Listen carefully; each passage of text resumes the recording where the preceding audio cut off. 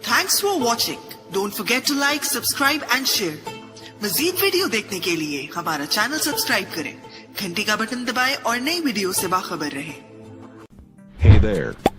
Subscribe to my channel. And also press this bell icon. Alhamdulillah.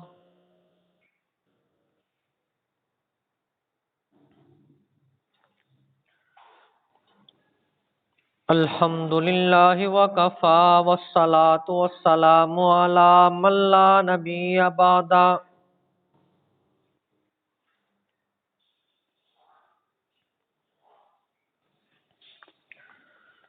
Arsalahu bil haqqi bashiran wa nazira wa da'iyan ila Allahi bi iznihi wa sirajan munira.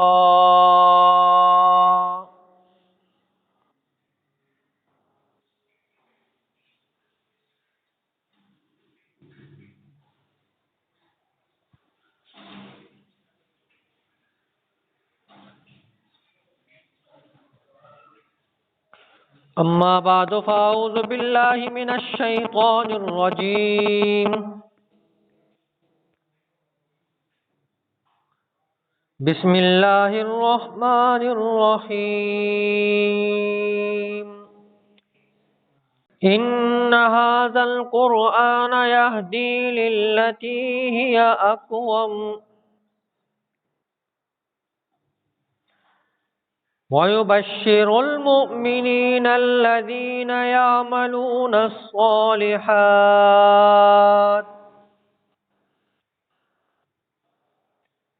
أن لهم أجرا كبيرا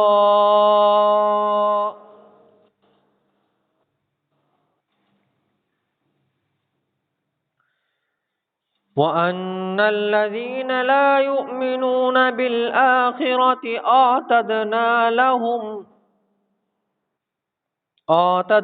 لهم عذابا أليما.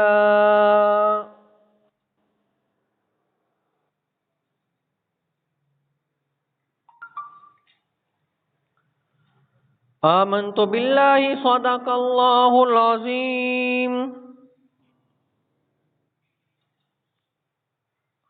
وبلغنا رسوله النبي الكريم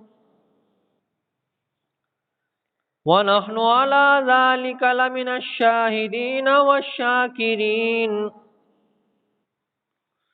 والحمد لله رب العالمين.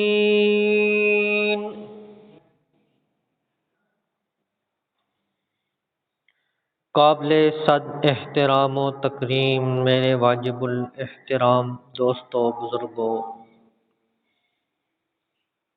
عزیز نوجوان ساتھیوں،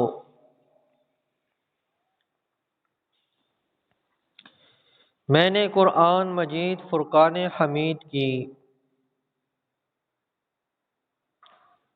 2 آیات کریمہ آپ کے سامنے تلاوت کی ہیں۔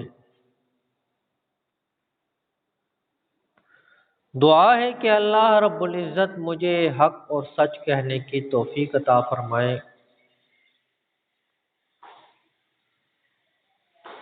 سننے اور سنانے کے بعد مجھے بھی اور آپ کو بھی عمل کرنے کی توفیق عطا فرمائے۔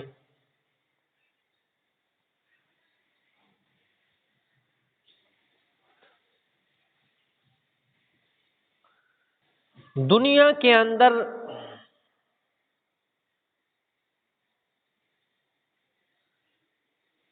جو بھی انسان آیا ہے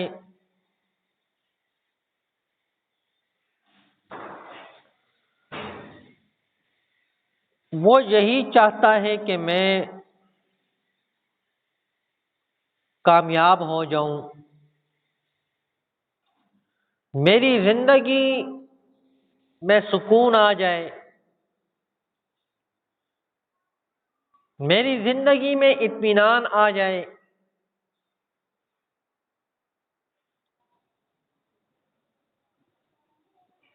میں راحت والی زندگی بسر کر سکوں،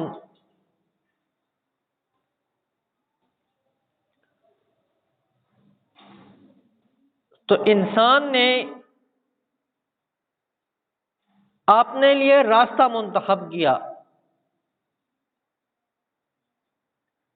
کہ میں اگر اس راستے پر چلوں گا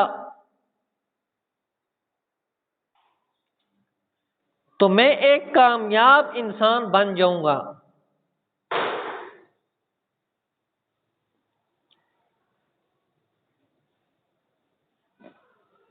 ایک دولت مند آدمی کو دیکھا، یہ بڑے عیش اور آرام میں ہے،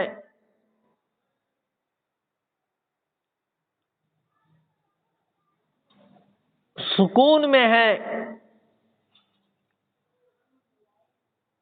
تو جب اس کے انجام کو دیکھا تو انجام اس کا اتنا برا نکلا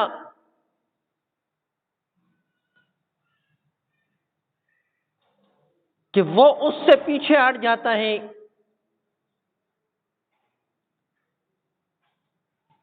پھر دیکھا اس نے کہ انسان بادشاہ بن جائے اور اس کے پاس افواج ہوں، ملک ہو، تخت ہو، تو وہ کامیاب ہو جاتا ہے. جب اس نے بادشاہوں کو دیکھا دریاؤں میں ڈوبتا ہوا، پانی میں غرق ہوتا ہوا،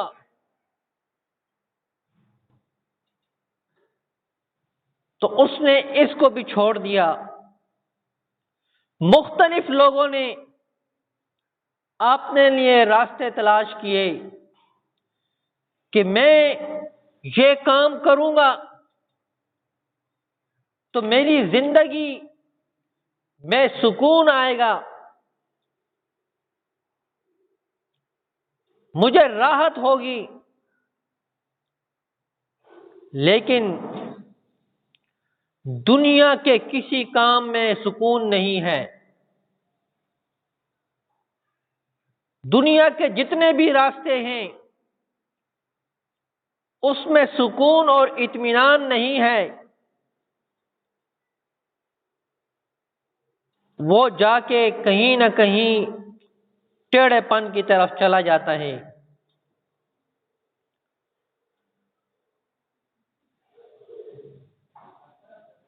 سیدھا راستہ وہ اللہ رب العزت نے بتایا کہ وہ کون سا راستہ ہے جو بالکل سیدھا ہے، اطمینان والا راستہ ہے، سکون والا راستہ ہے. دنیا کی آزمائش تو آ سکتی ہے لیکن اس کا نتیجہ جا کے سکون پر آتا ہے. تو ان دو آیات میں اللہ رب العزت نے وہ راستہ بتایا ہے کہ وہ کون سا راستہ ہے جس سے انسان کو ہدایت ملتی ہے اور وہ سیدھے راستے پہ جا کر اپنا مقام حاصل کر سکتا ہے. اس راستے کے علاوہ جو بھی راستہ اپنائے گا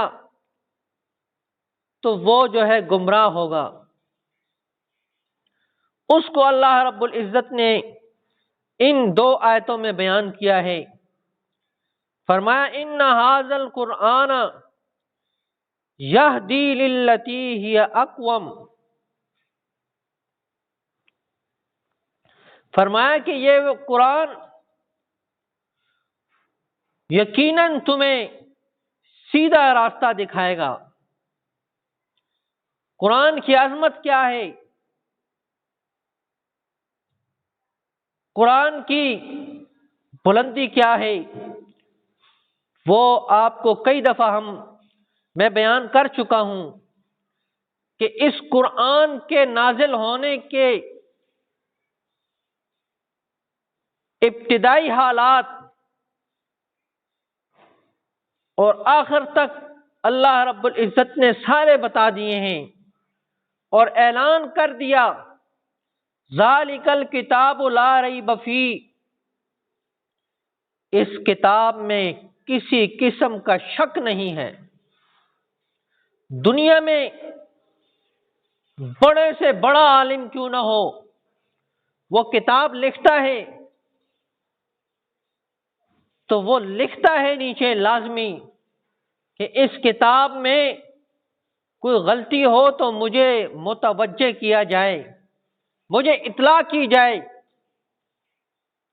لیکن قرآن پاک ایسی کتاب ہے کہ اللہ رب العزت نے فرمایا کہ ذالک الکتاب لا ریب فی، اس کتاب میں کسی قسم کی کوئی غلطی نہیں۔ دنیا والوں نے بڑی غلطیاں نکالنے کی کوشش کی، لیکن اللہ رب العزت نے ان کو ذلیل و خوار کیا۔ ہر دور میں قرآن کو مٹانے کی بھرپور کوشش کی گئی، لیکن اللہ رب العزت نے قرآن والوں کو سرخرو کیا۔ آپ اکثر سنتے رہتے ہیں علماء سے کہ انگریز نے ایک سروے ٹیم بھیجی ہندوستان میں۔ اس وقت پاکستان اور ہندوستان، بنگلہ دیش، یہ تینوں ایک تھے۔ تو اس نے کہا کہ جا کے دیکھو ان مسلمانوں میں وہ کیا چیز ہے جو ان کو ہمارے خلاف کھڑا کر دیتی ہے۔ جس عالم کو ہم ہٹاتے ہیں دوسرا کھڑا ہو جاتا ہے، جس سے ہمیں خطرہ ہوتا ہے دوسرا مسلمان کھڑا ہو جاتا ہے۔ آپ دیکھو کہ کون سی چیز ہے جو ان کو اپنی جگہ پہ دوبارہ کھڑی کر دیتی ہے۔ تو انگریز نے آ کر یہاں مسلمانوں میں سروے کیا۔ ہم عموماً کہتے ہیں کہ ان لوگوں سے بچا کرو، لیکن ہمارے حضرات سمجھتے نہیں ہیں۔ یہ آتے ہیں فراہی کام کے کہ ہم جو ہیں آپ کو یہ چیز دیتے ہیں، بالکل فری دیتے ہیں۔ دیکھو جی کتنے اچھے ہیں جی، یہ فری دے رہے ہیں۔ وہ فری نہیں دے رہے ہوتے، پیچھے ان کا کوئی اور مقصد ہوتا ہے۔ اسی طرح وہ تمہارے جو ہے نا خادم بن کے آ جاتے ہیں، جی ہم تمہیں چینی دیتے ہیں، آٹا دیتے ہیں، یہ چیزیں دیتے ہیں۔ یہ کہتے ہیں دیکھو مسلمانوں نے کچھ نہیں کیتا، یہ دیکھو انگریز آ کے ادھر سے ہمیں دے رہا ہے۔ وہ آپ کو نہیں دے رہا تھا، وہ آپ کے حالات دیکھتا ہے یہ کیا کر رہے ہیں، ابھی ان میں کتنا ایمان باقی ہے، تاکہ اس کو بھی ہم ختم کر سکیں۔ وہ تمہارے خیر خواہ نہیں ہوتے۔ تو وہ آیا، جب یہاں سے واپس کیا تو اس نے کہا 3 کام تم کر لو تو یہ مسلمان ختم ہو جائے گا۔ پہلا کام، ان کا تعلق علماء سے ختم کر دو، ان کا ایمان کمزور ہونا شروع ہو جائے گا۔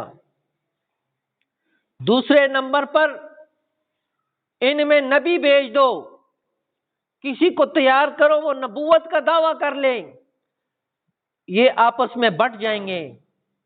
اور تیسرے نمبر پہ ان کے پاس جو قرآن شریف ہے وہ ختم کر دو، تمہاری ہر وقت ان پر حکومت ہوگی۔ آج دیکھ لیں تینوں باتیں ہمارے اندر ہیں۔ قادیانی کی صورت میں وہ بدبخت ہر علاقے میں پہنچ گئے ہیں، اور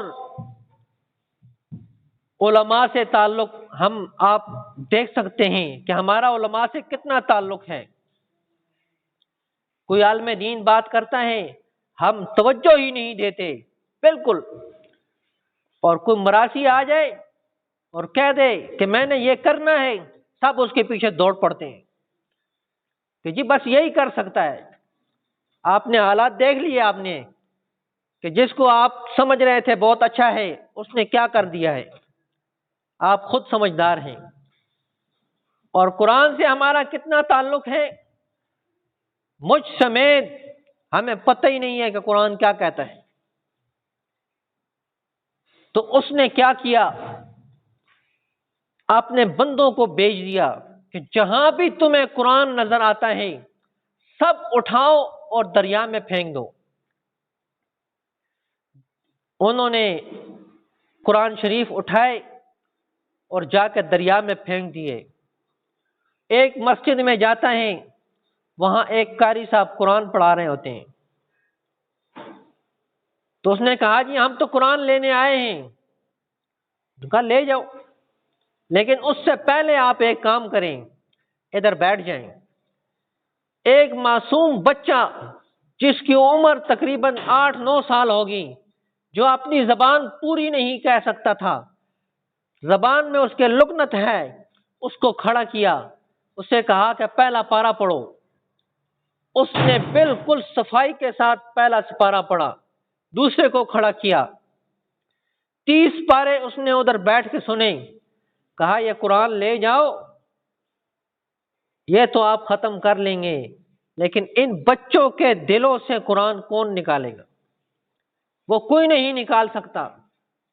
ابھی جماعت والے کارگزاریاں سناتے ہیں، عموماً یہ جو علاقے ہیں جو ابھی ریاستیں آزاد ہوئی ہیں، وہاں جا کے دیکھو قرآن رکھنے کی اجازت نہیں ہے، لیکن مسلمان بچے سے آپ قرآن کی کوئی آیت کہیں، وہ پڑھے گا اور آخر تک پڑھتا جائے گا جب تک تم نہ کہو گے کہ بس کرو۔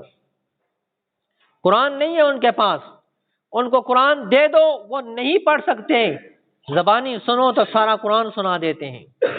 کتنی وہ محنت کر رہے ہیں، دشمن ہمارے اندر آ کے بیٹھ گیا ہے، لیکن ہم جو ہے اپنے آپ کو سنبھالنے کے لیے تیار نہیں۔